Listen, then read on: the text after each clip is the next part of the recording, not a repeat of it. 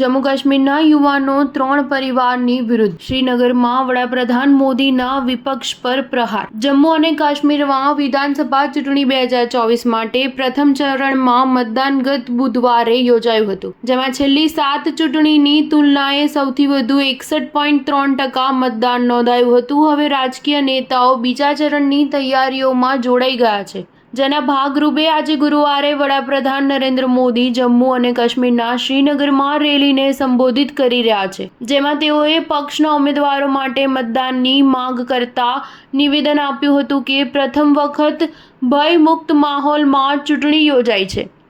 શ્રીનગરમાં રેલીને સંબોધિત કરતા વડાપ્રધાન મોદીએ બમ્પર મતદાન માટે જનતાનો આભાર માન્યો હતો, તેમજ રાહુલ ગાંધીની મોહબ્બત કી દુનિયાના નિવેદન પર આકરા પ્રહાર કરતા કહ્યું કે આ લોકોએ નફરતની દુકાનો ખોલી છે.